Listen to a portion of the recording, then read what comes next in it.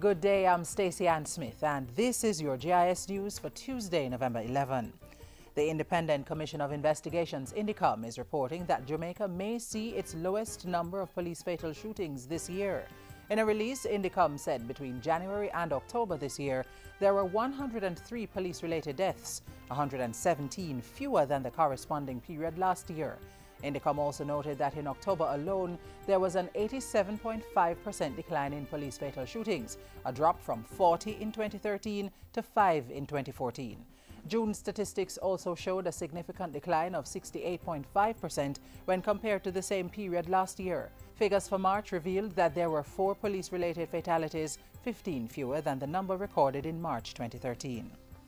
Members of the public who are served by the Western Regional Health Authority can now benefit from longer opening hours at select health centres. Following a recent tour of the Cornwall Regional Hospital, Portfolio Minister Dr. Fenton Ferguson gave instructions for certain facilities to extend opening hours to deal with non-emergency care.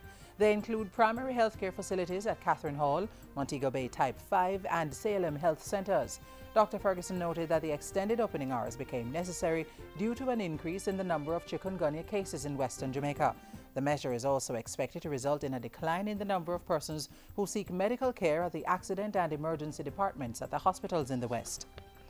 Minister responsible for housing Dr. Maurice Guy has sought to assure that more Jamaicans will be able to realize their dream of home ownership this year.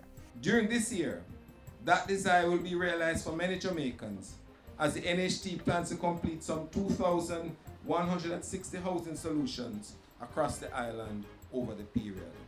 In the meantime, Minister Guy says the largest investor in the housing sector, the National Housing Trust, is this year disbursing over $22.4 billion towards construction and mortgage financing activities.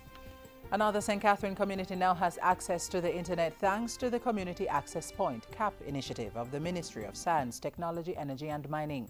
Ebony Vale recently became the 191st community to get internet access through financing from the Universal Service Fund.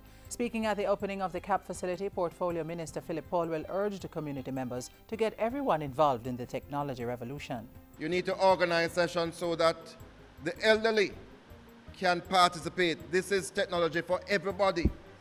We're not leaving out a soul. From you're born until the day you want to say goodbye.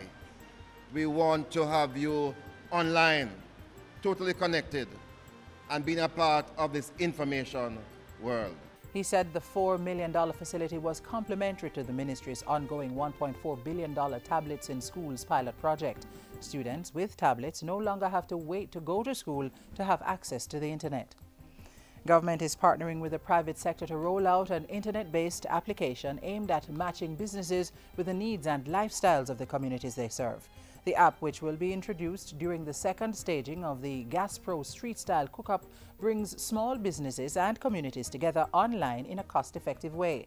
The initiative involves collaboration with the Planning Institute of Jamaica's Community Renewal Program and project management company Carrington Direct. It's not just a competition, it's not just an event, it is getting into the lifestyle of the community, it's getting into understanding the community's wants, the community's needs, the gaps that the community would have, the potential of the community. The chief strategic planner at Carrington Direct was addressing a recent JIS think tank session.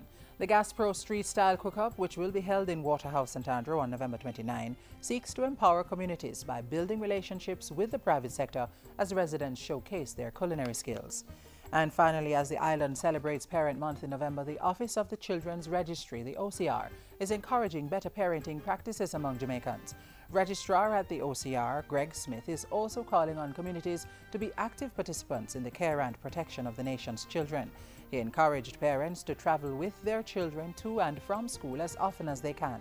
Mr. Smith's comments come in the wake of the death of Kadisha Cousins, the 7-year-old of Central Village in St. Catherine who went missing on November 5. Her body was found 2 days later in the Rio Cobre. And that's it for JIS News Today. I'm Stacey Ann Smith. Thank you for watching.